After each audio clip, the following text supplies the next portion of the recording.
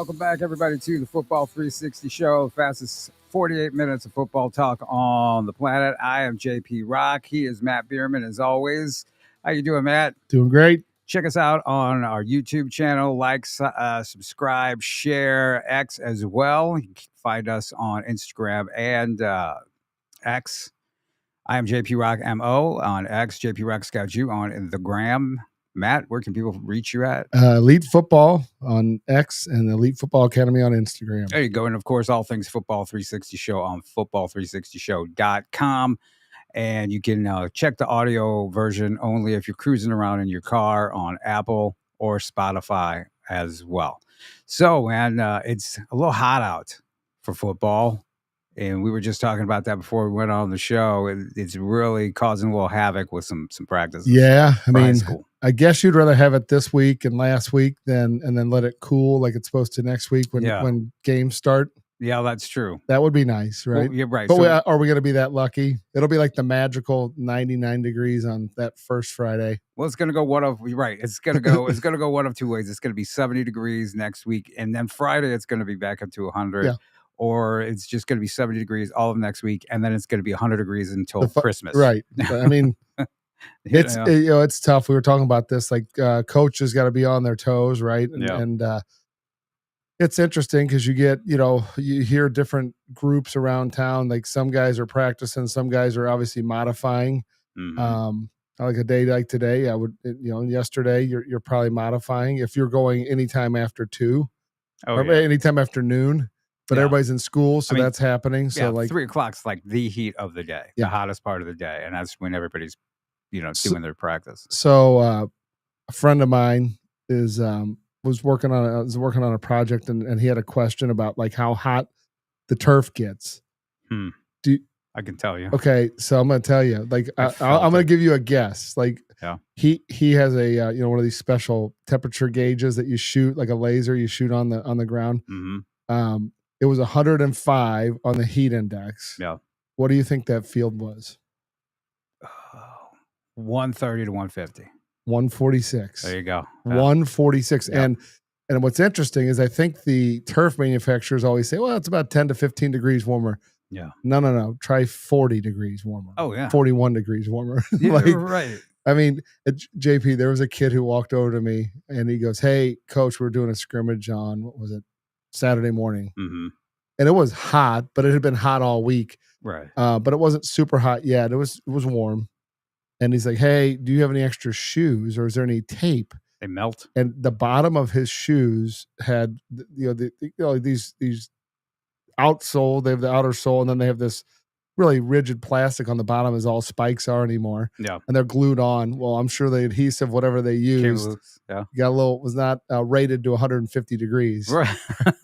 I mean, right. Dear Lord, the poor kid. You're not playing on hot coals. Yeah. So the funny thing is his right shoe, I think it was, had lost the bottom completely. It's like a moccasin. Oh, man. And then I go, look at your left shoe, and the front, the tip was like kind of pulling off already. I'm like, oh my God.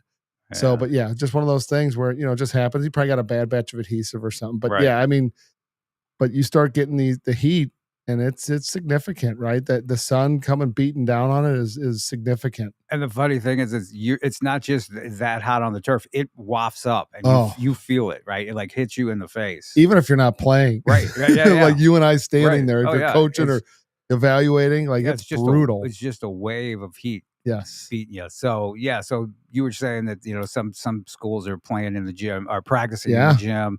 I know some schools are doing it early morning, 5:30 again.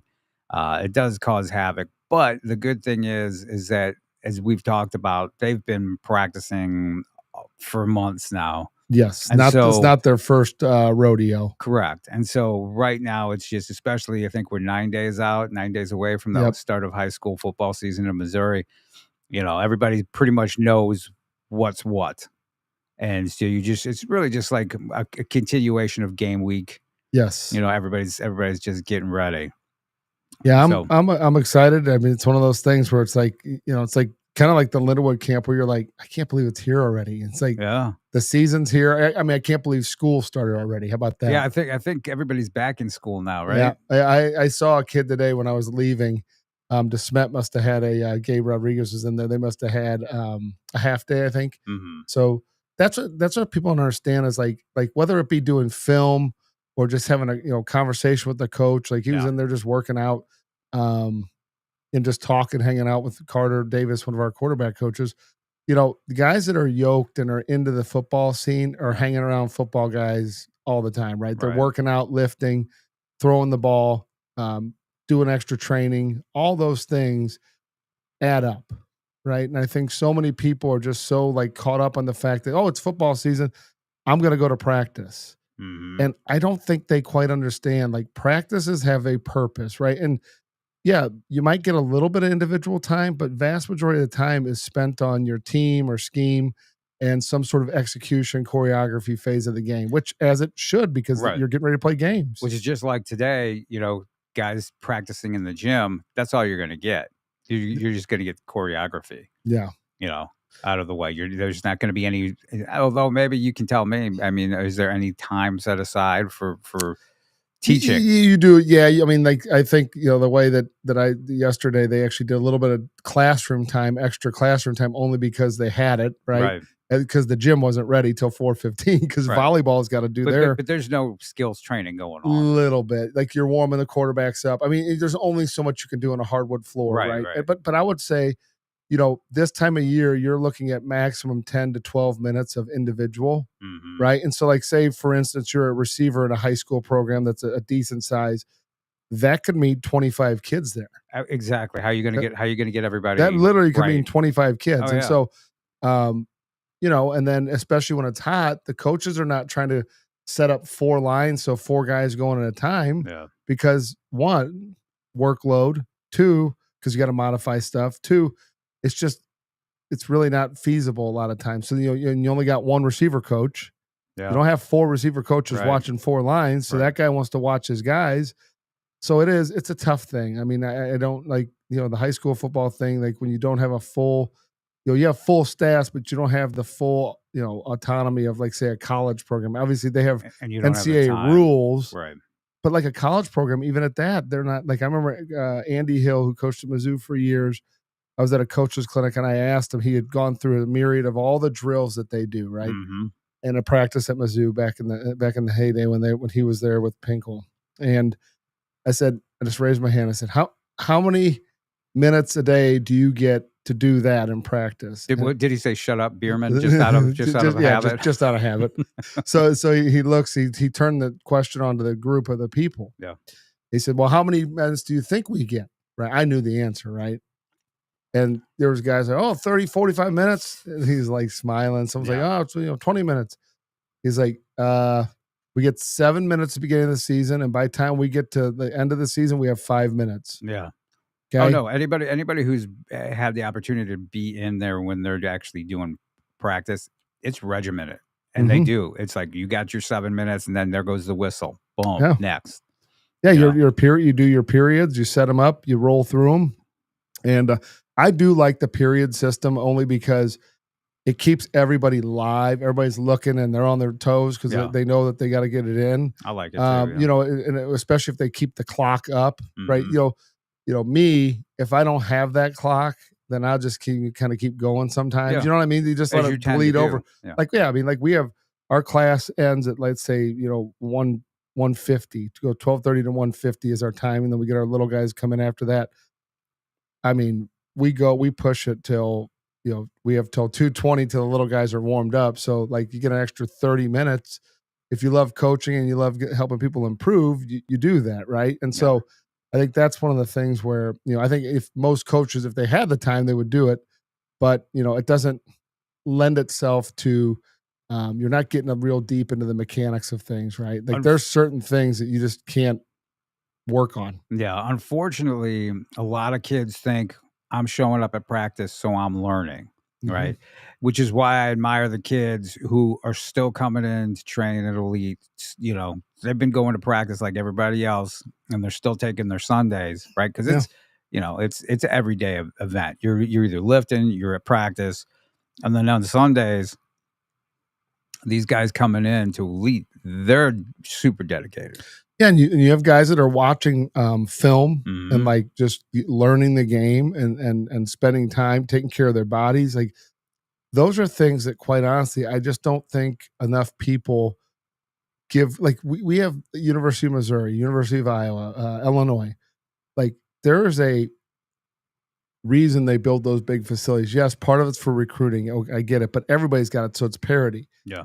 But some of the major features in there is recovery pools, saunas, training rooms where they can get IVs, you know, like compression therapy, all those things. As opposed to just having the big vats where you get in the ice. Oh. I guess, you know, the research has come out on that where they're talking more about like, hey, you really want to keep it in that 46 to 54 degree range and not go full super cold, Arctic, which like where you got like, you know, like the layers of ice. Oh, You know, I always see these people online. They're like, they walk out of their backyard. They have like one of those baths, you know, like a tub. Looking for they crack the ice on it and they get into it. And it's like, man, oh man, what if something bad happens in that? You know, I mean, your heart starts working a little extra hard doing that. They're looking for clicks and views, and a lot of times it's women in bikinis who love to do it a lot. Yeah, you know? yeah. But I remember people just coming right out off the practice field, and the vats would be right there and getting in the ice tubs. And now everything's just so nice. But you have to do that if you want to compete, right? Like you said, not just with recruiting, but as a whole, as a team. You have to do that. You have to have that stuff. I saw something the other day. I've not like fully looked through it, but it's something it's actually on my desk, open, so I could see it. And you know, like so you have big cold tubs now that look like hot tubs, but this one, someone has a different animal, you know, the different way to skin the cat, and it's a freezer. That the team like basically it looks like a sauna, but it's a freezer, and so you walk into this thing. Just like you would a sauna. I could probably handle that better. I honestly think I'm curious to see like what the research is like. Do you need to be submerged in the water component cold wise, or does it just need to be cold air that stimulates that same, you know, shock protein in your system? It's cold air because it's as long as it's touching your skin, your cells, your skin. Well, yeah, because I guess that's the same thing when you go into like a cryo chamber and it goes really cold around your skin. And have you ever done that? Yeah, no, I have. Yeah, that's pretty cool. Did you enjoy it? I did actually. I really like. Up to be truthful, it was much more pleasant for me than getting into a really cold tub. Right. That's what I'm saying. I could handle that. I think it's something. You can handle. You got to be. There's certain things you got to be careful of. You got to like have mittens on. Yeah. You got to have something around your midsection. You don't want to. Yeah. You don't want to. Yeah. It's definitely a weird feeling. I've done it a couple times. Yeah. Yeah, it's one of those things where like we looked at getting one. It's just such a pain in the butt getting the nitrogen or whatever liquid nitrogen. Yeah, because that stuff when you have it in a system, it's always leaking out. You can't you can't stop it from leaking out. So it's always off gassing. So like you buy whatever a canister of it, and it's you're losing it as you have it. Yeah, and I imagine it's probably not the cheapest thing. It's not super cheap. I mean, one of our guys, Leon, he has a trailer that goes around to events, and really? That you can go, you rent it, and that they'll bring it to your events, and they do a lot of basketball stuff and volleyball. But he's like, it's you buy. So they do it whatever town they go to. People sell that stuff like. So does Mizzou have that? Oh yeah, they have that? Yeah, I think they got. I mean, they got. Which hey, when you got millions of dollars coming in, you can get all that stuff. Tens of millions. And like you said, you have to do it to be competitive. Yes. Right. Not just with recruiting, but as a football program. 100%.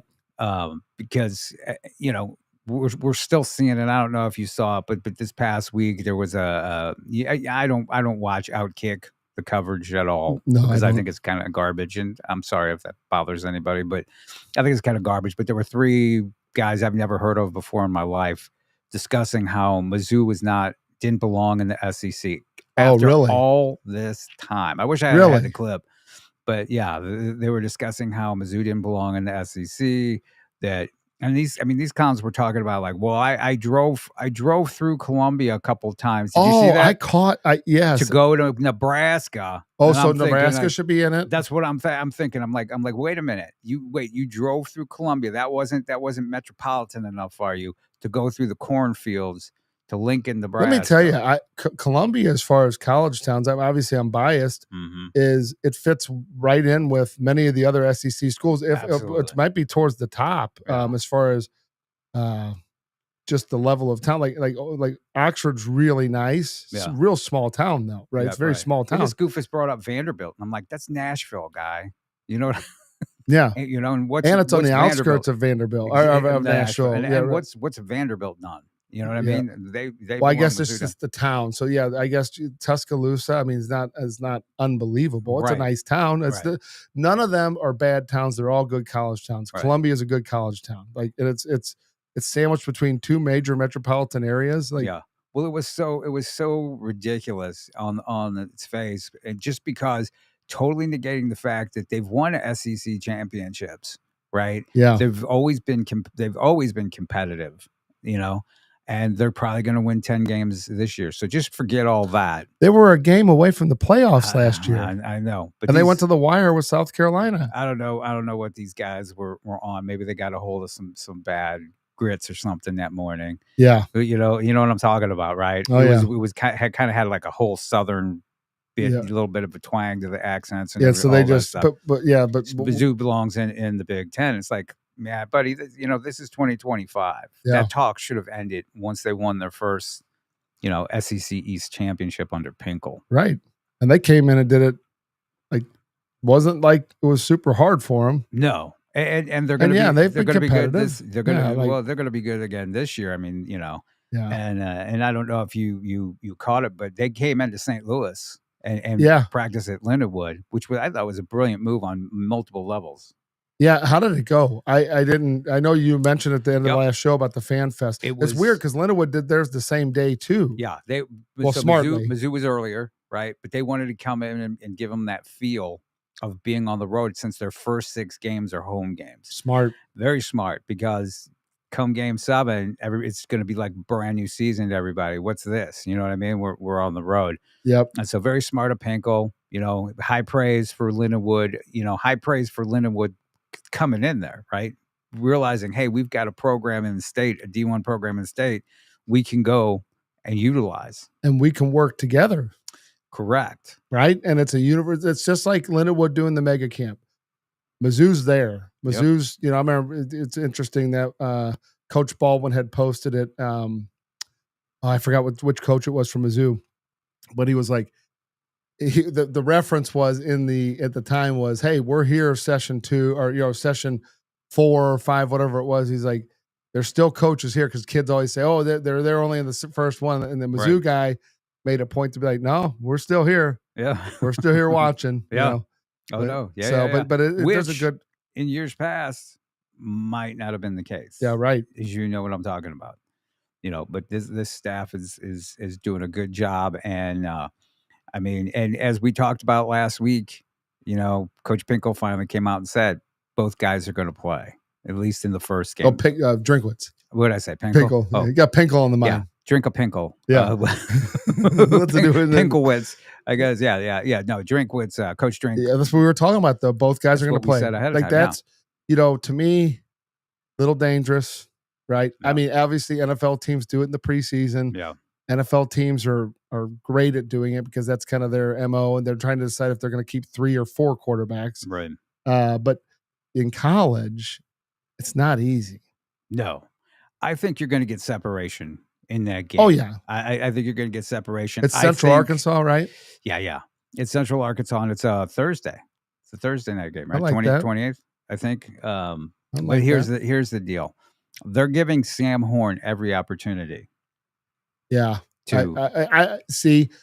It's interesting, JP. When we talked about that, I went back and watched one of those videos, and he stands out because he's, you know, big, tall kid, blonde. But sure. But what's interesting in those videos, I always kind of watch that because, you know, a lot of that's just PR, correct, right? Like it looks like it's really organic and they just shot it to no, there's a narrative being woven through almost all that stuff. No. Now, you and I do stuff. I don't think we're masterminds like that. We're not trying to like set the narrative. It's just kind of showing what it is. Right. But when you get to that level, multi-millionaire, you know, status of the coaches and trying to keep your jobs and the universities making millions of dollars, there's corporate marketing teams behind that stuff, right? 100%. And there's ticket sales involved, and there's marketing and all that stuff. So for whatever reason, Sam is a little bit of a fan favorite.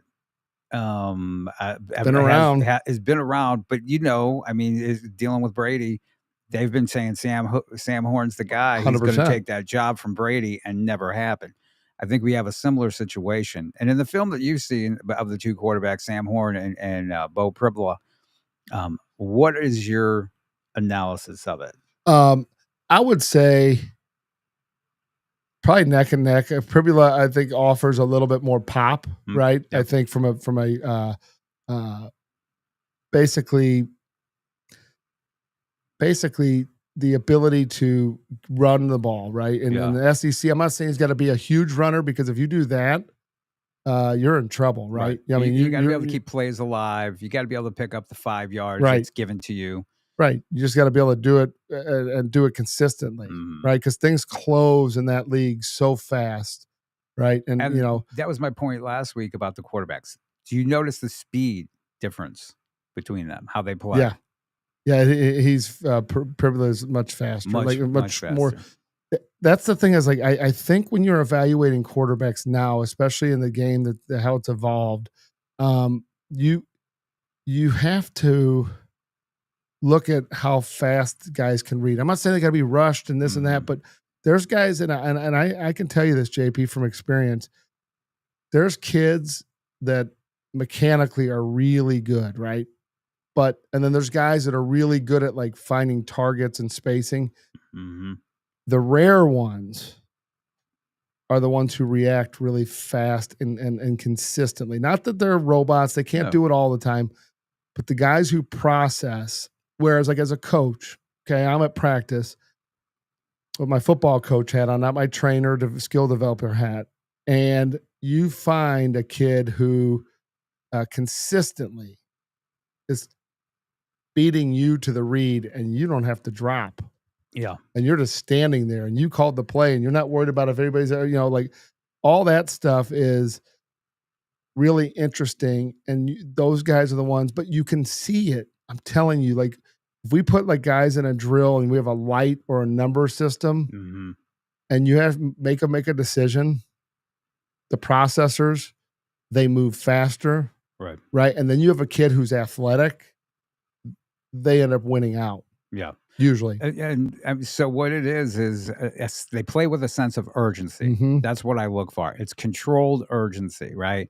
It's not rushed. It's not, helter-skelter all over the place. Because you got guys like that, and I know you've seen a lot of guys like that. They think they're playing fast, but it's not controlled, right? And so that's they make turnovers and throw picks, and because they're in a hurry, right? They're trying to play fast. It's interesting. I always tell our guys, see it early, throw it easy. Yep. See it late, rip it. Yep. Yeah. See it late, you got to rip it. And the guys, and there are guys, I was talking to Matt Craffle, one of our quarterback coaches, about this. Really good guy, great resource. I love bouncing stuff. Yeah, Kirkwood legend. And great guy. Played with, was Jeremy Macklin's quarterback in high school. And he's been a part of their program when they've had really good success at Kirkwood. And we were talking about just, like, how guys process, right? And the difference between the ones who have it versus the ones who don't.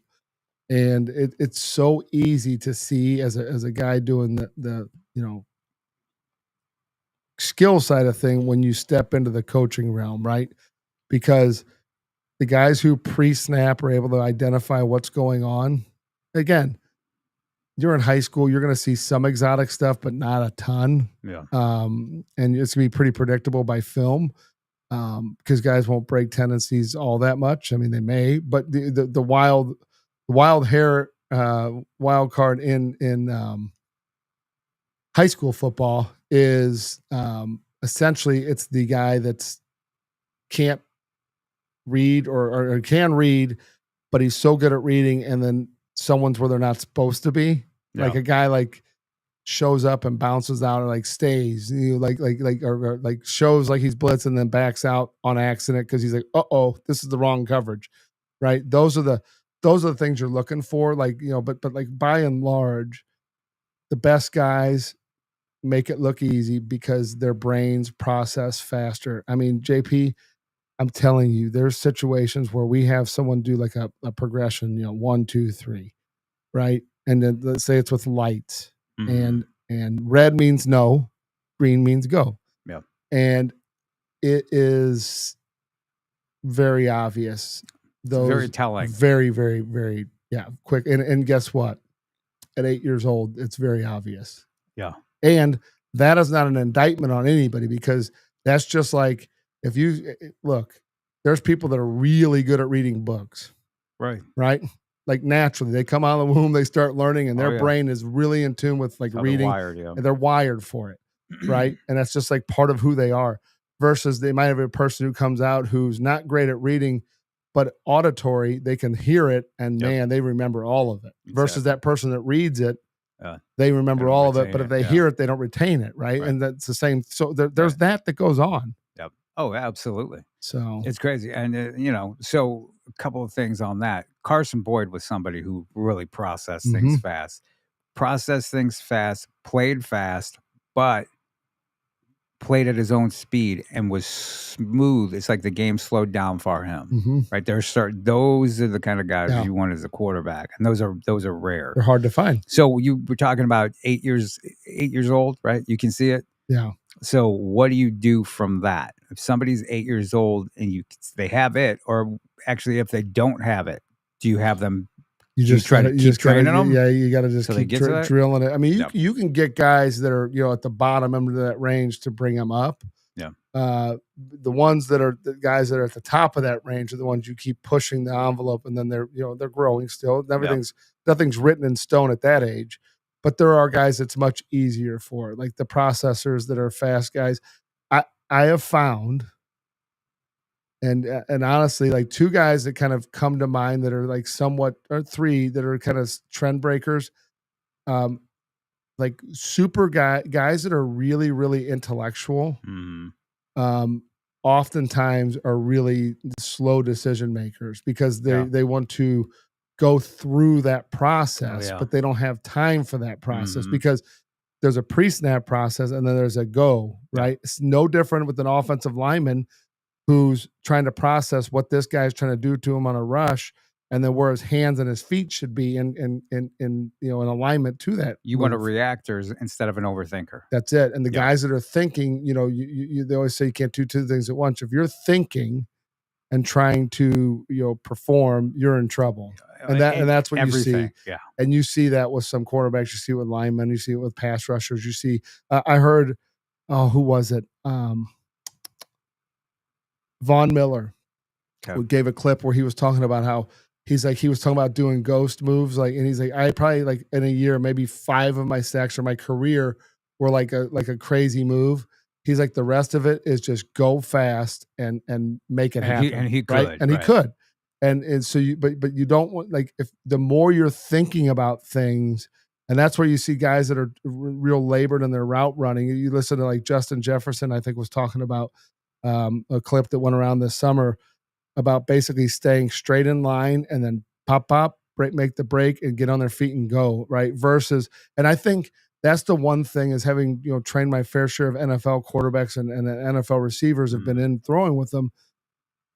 The thing you don't understand until you've been around it, the speed at which those men move is, and how deliberate. So I was showing that size. I was showing. I'm trying to offload a bunch of stuff off my phones, and it's a long story, but I got a lot of stuff that I got to get off of my phone. Yeah. And one of which is an app that's got stuff that goes back to like 2000, I think 16 or 14. That's hard to part with. Yeah, and it is, because every time I go in to clean it out, there's clips from like, oh my God, that's pretty cool. Yep. That's Brady Cook as a little kid. Yeah. That's Blaine Gabbert. So we were watching Blaine Gabbert. I should screen record it and put it up. Absolutely. Okay, so Blaine is throwing, I think, to Michael Pruitt. So Matt Craft and I are sitting watching this, and he is 25 yards away, and Michael Pruitt turns his head. This guy plays in the NFL. Both, yeah. And it almost takes his head off. Like and his head goes back. And so to catch someone off guard, and then he throws another one where literally you hear it leaves his hand, and it's the guy's kind of further out catching it, and it sounds like a bomb going off. Like it is like like how hard that's what I used to laugh at people like, oh, Blaine Gabbert, this and that. It's like, oh my God. Like you have to understand the situation. Like he was one of the scariest throwers because I got a chance to watch him regularly in practice at Mizzou. Yeah. Wicked. Dude, you better absolutely. You better not get your head in there without a helmet, and you better be ready to catch it. Oh, I would tell guys he will take your head off. If you don't get your head around, it's over. The whistle from his throws. I know you know what I'm talking about, right? Like a Nerf ball that whistles. Like a bomb, right? Yeah. Right? Coming in at you. You better be ready. You don't and if you're just standing around watching or coaching, you better be prepared. Oh, because it'd take you out. All gas, no brakes. Like he would literally throw it so stinking hard. Oh like, man. Every time. Yeah. So I probably won't be able to find some of these, but some of these clips were just it's pretty wild. I mean, how hard he's throwing. Do you know how old they were at that time? 2015 is some of these I'm looking at. So like, yeah, I got some there. I mean, they got some, and then it's funny. Like I slide through, I see Brady Cook in there, like going through, when he's mechanically doing stuff that like at the time I was like, oh, buddy, we got to get this fixed, and it's fixed. So let me ask you this question. So at what point, right? Somebody's pretty adamant. Oh, my son's a quarterback. I'm a quarterback. At what point do you say you're not a quarterback, or do you just let them ride through that and go until they realize they're not? Because what I'm seeing a lot now, I'm seeing a lot of middle school quarterbacks who are hit high school now, and they're changing positions. A lot of guys are becoming receivers that were pretty studly middle school quarterbacks. Yeah, that happens.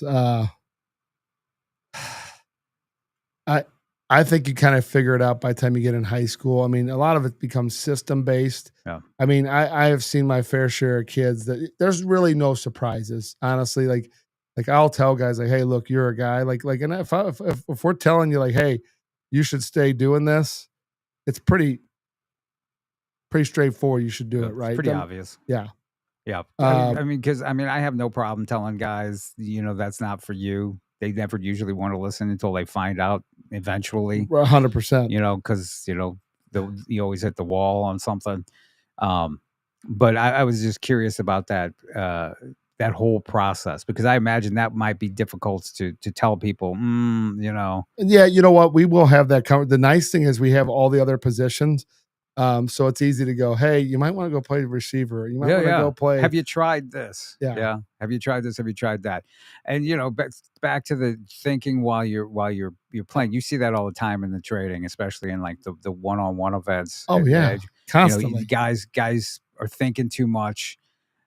I think the best ones are the guys who are like Von Miller said, you just go, you're fast, you're that guy, but you're also cerebral enough to know and make the moves. Right. Those are the elite caliber guys. I'm going to send one of these videos I just got. I'm going to send it to Joe here, and we'll see if we can get him to pull it up. Work his magic. Joe, also, you could pull the other video up, Joe, because we were talking about Brady Cook. Mm-hmm.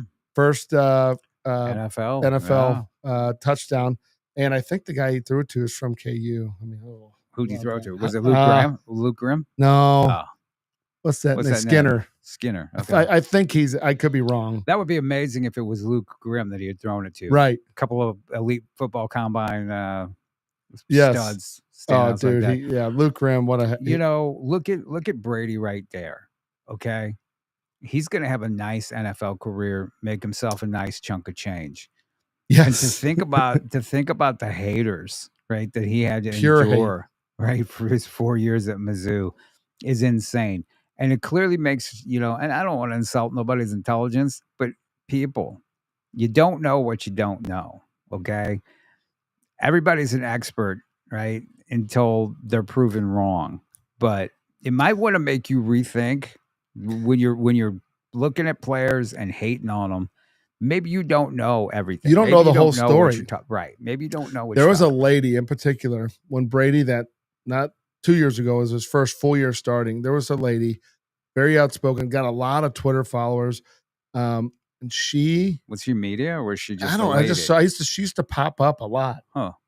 And So she would pop up on my feed a ton, and she would just dog Brady out. No kidding. I'm talking like dog him out, and I'm like, wait a second. Well, so she had a lot of college and NFL experience. Well, the funny thing is like people were listening, and you know she's an attractive lady. Oh, there you go. That so was the first downfall. but then you know the next year. She was all over. Oh, he's unbelievable. This and that. Oh, I always knew. I knew along. Did you? No, you were the one. Her stuff. Oh, actually, somebody did. Good. And it was one of those things. I think it was. I'm trying to think. It was like one of the someone at Sugar Fire, like because he's got he's got his family's involved there, right? And but yeah, it's like just. If you don't know, just be a fan. Right, just be a fan. You know, your opinions are unbelievable. Yeah, you can say, I wish this, I wish that, but do not come out and make a definitive statement about something you don't know about. 100%. And I'm telling you right now, 99% of people, including myself, don't know. You know? I mean, there's times where you don't know because you don't know what's going on. Correct. Behind the scenes. And you don't know about injuries. You don't know about, anything else that's going on in there. You look at the totality of somebody's work. You don't go game by game. Oh man. And I got to tell you what, man, there's people who have been doing it because I know people in the media, and there's a guy in the media who I consider a friend, and we would go at it. I'm like, you don't know what you're looking at. You don't know what oh, well, he missed that. No, man, you have no idea. I mean, I remember talking to Blaine one time, and he was talking about in game, he was with the 49ers. And he had a guy that was supposed to run a crosser, and the guy did not run so that was like his relief route. Oh. And the guy did not run it because he did not want to go across the middle. Mm-hmm. He said he walked over, it was like a TV timeout or whatever. He said he walked over to Harbaugh and said, "Take him off the field, or I am going to take him off the field." Right? Yeah. And so it was one of those things, but you look and you go, oh, they lost that third down. Oh, why'd he throw it away? Yeah. Well, because when he checked back, nobody was home. Right. Yeah. Actually, so Joe's Highside, and he's got a video of this. This is not the one I was talking about, but this is one nice. I just found. Yeah. Okay. This is like, just watch this thing come off his hand. Yeah. I mean, is there sound, Joe? I mean, if you're not paying attention, it is smoke you in the head. The one that we were looking at, literally the guy, I mean, you can hear that hit. That's Lee Ward. That ball gets there in a hurry. That's like a gunshot. It is. Yeah. So there's a ball mark. There's a door down in that far corner where it says that St. Louis Training Academy, which is obviously gone. Mm-hmm. And there's a door. And it's like a little laundry room. And one day, he was throwing that way. Joe. Yeah. He was throwing that way. And we had a cleaning lady named Lisa who was in there. And she always had her headphones on. Yeah. In her own world. Oh man. Don't tell me. He threw a ball that was a little high from back in that area. So it was probably about 35 yards. It hit above, I'll show you next time you're in, above the door. She's walking out of the door when this happens. When it hit it, yeah. She has her headphones on. Doesn't even understand that it happened, right? There's still a mark in the wall where a perfect nose. You can see all four of the lines where it hit. Yeah. It compressed the ball. Like I cannot believe it didn't blow the drywall. It's probably a beam right there. But yeah, he looked like turned around and said, "Oh my God." I mean, it would have killed her. If it hit her in the face, it would have dropped her. Yeah. Like it was just bad timing. It was one of those things. Well, good timing because it didn't hit her. Yeah. But the best fact timing is that she was oblivious. The fact that he kept the ball that high for that long too, like running like that, like it was like I think a guy was running like a comeback or something like that. I don't even know what it was. No, it was a skinny post, like a glance route, and he just blew it over the top of him, and it was. Thank God. He was amazing to watch in practice because I had the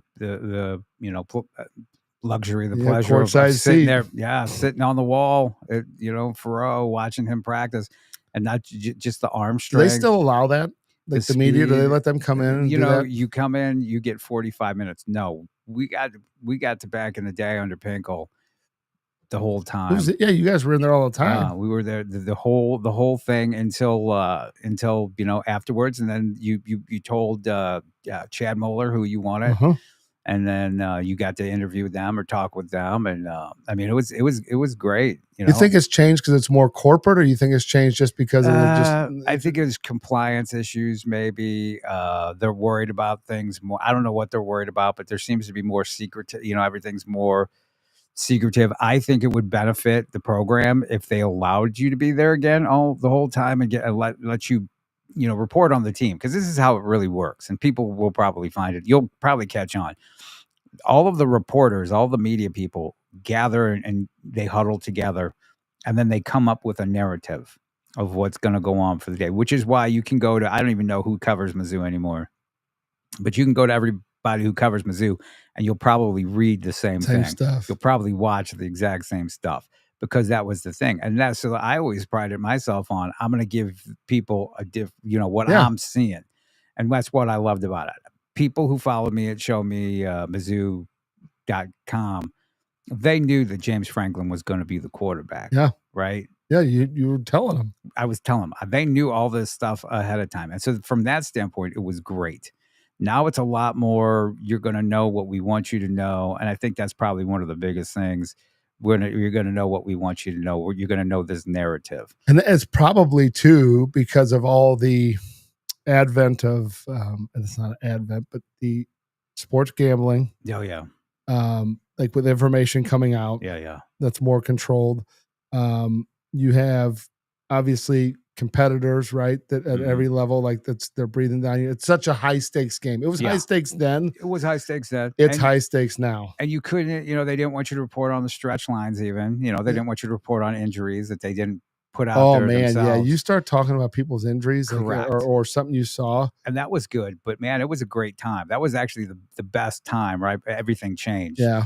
But that was the greatest time. Speaking of injuries, I don't know if you saw last week, Brady Cook went down in practice with an ankle. They carted him off the field. Yeah. And then the next day, they show him in the warm-up line. He's warming up and he's just rolling his ankle. He's just fine, looks normal. Doesn't look like he's not a big cast on his leg or anything. Mm-hmm. And then he plays Saturday. Yeah. I saw two narratives on that. One was negative. Oh, there goes Brady. You know what I mean? And then it was like, wait a minute, what is this? Is this guy Superman?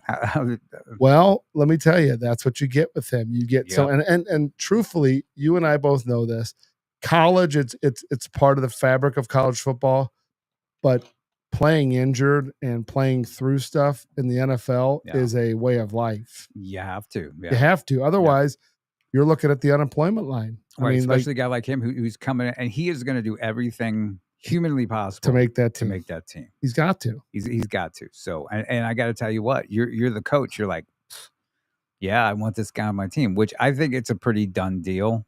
Well, they drafted him, and he's their not drafted. Excuse me, signed him as a free agent. He's their guy, and like the whole story behind it was they were pretty hot and heavy with him in the draft pre-draft process of talking to him, interviewing him, bringing him in. It's a new staff. Man, I tell you what, Aaron Glenn, I was listening to him talk though, like he is not happy with their performance, but then you got like the Bears are doing well. So like everybody's anointing them. Like, it's just so funny. Like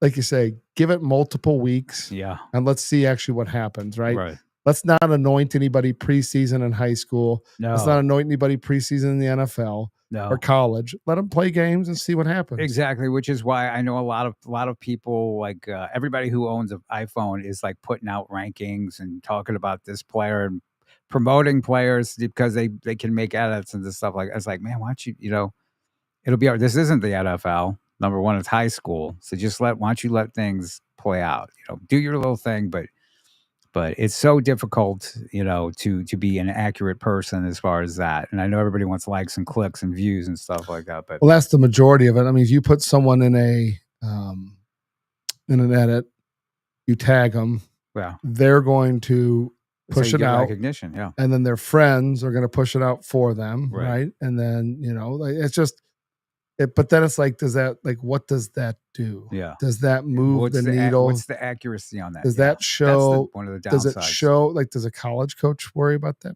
Probably not. No. Like they're not in your friend group. They're not seeing that, right?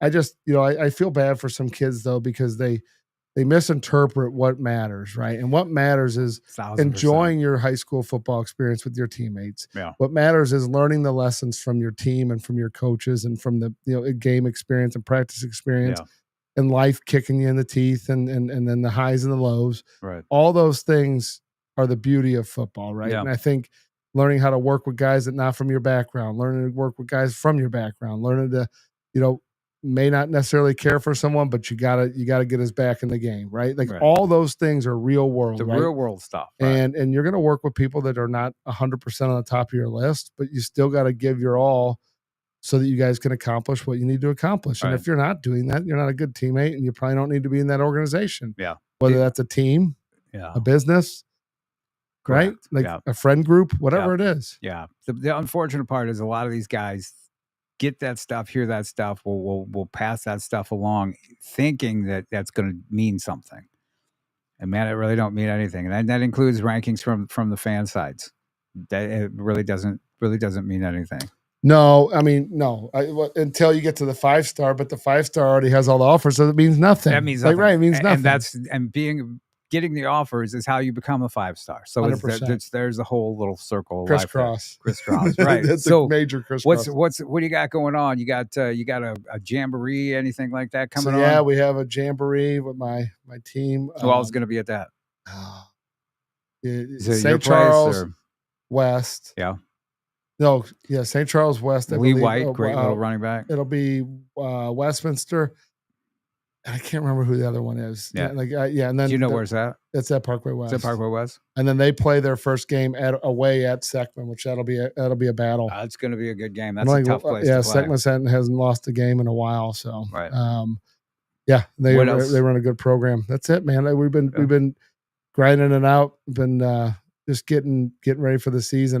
To me, anything going on with as far as elite?